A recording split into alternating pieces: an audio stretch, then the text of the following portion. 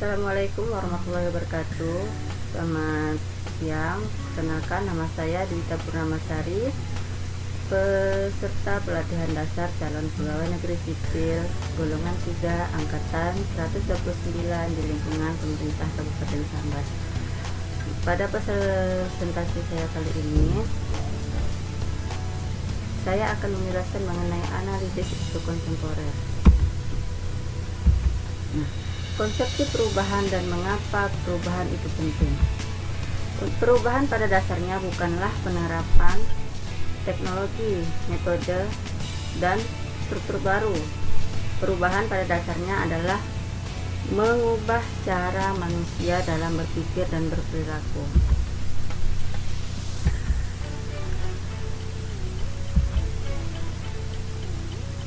Sekarang pengertian isu. Isu adalah berbagai perkembangan, biasanya di dalam arena publik jika berkelanjutan, dapat secara signifikan mempengaruhi operasional atau kepentingan jangka panjang dari organisasi.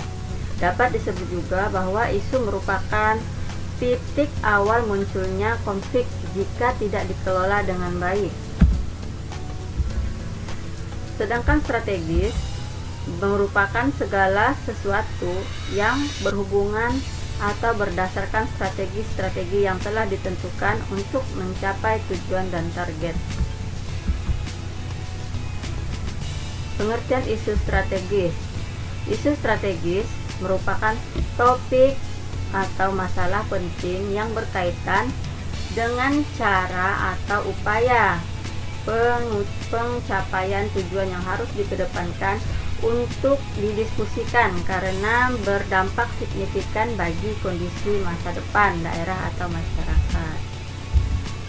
Nah, pengertian kontemporer. Kontemporer merupakan kekinian, mencerminkan bahwa adanya kebebasan dalam menentukan sesuai dengan apa yang berlaku saat ini. Pengertian isu kontemporer, strategis kontemporer.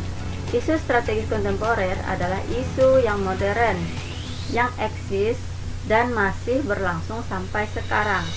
Itu atau segala hal yang berkaitan dengan saat ini, yang dapat menjadi pemicu munculnya perubahan lingkungan strategis dan berdampak terhadap kinerja birokrasi secara umumnya dan pada pelaksanaannya tugas jabatan PNS sebagai pelayan masyarakat secara khususnya. Mengapa pentingnya setiap PNS mengenal dan memahami secara kritis terkait isu-isu strategis kontemporer?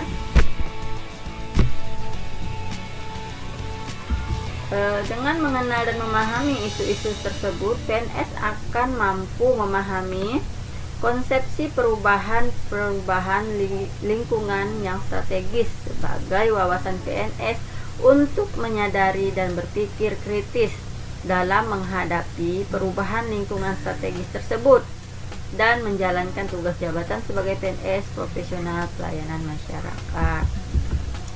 Nah, yang menjadi isu-isu strategis kontemporer saat ini adalah salah satunya tindakan korupsi, yaitu penyalahgunaan kewenangan jabatan atau amanah secara melawan hukum untuk memperoleh keuntungan atau manfaat pribadi kelompok tertentu yang dapat merugikan kepentingan umum. Penyalahgunaan narkoba. Nah, penyalahgunaan narkoba itu orang yang menggunakan narkotika tanpa hak atau melawan hukum. Selanjutnya, terorisme dan radikalisme. Terorisme dan radikalisme merupakan suatu sikap yang mendambakan perubahan secara total dan bersifat revolusioner dengan menjungkir-balikan nilai-nilai yang ada secara drastis lewat kekerasan. Biasanya untuk teroris dan radikalisme ini bertentangan dengan Pancasila. Nah, terus selanjutnya isu-isu strategis kontemporer yaitu tindakan pencucian uang. Nah, tindakan pencucian uang ini salah satu kegiatan melawan hukum berupa tindakan atau perubahan penempatan membayarkan, mentransfer, menghibahkan, membelanjakan, atau menyumbangkan harta kekayaan yang diketahui berasal dari sebuah tindak pidana. Nah, proksi selanjutnya adalah proxy war.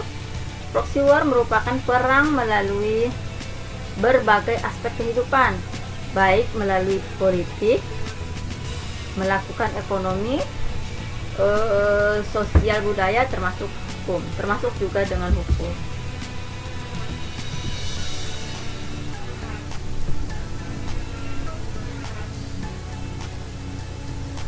Kejahatan selanjutnya adalah kejahatan mass communication. Kejahatan mass communication merupakan penyalahgunaan atau kejahatan melalui berita atau informasi, contohnya seperti cyber crime, hate speech, dan hoax. Dan tentunya pada saat zaman sekarang banyak sekali masyarakat yang termakan oleh kejahatan mass communication, contohnya hoax. Banyak berita-berita hoax yang mudah diterima oleh masyarakat tanpa memikirkan kebenaran berita tersebut.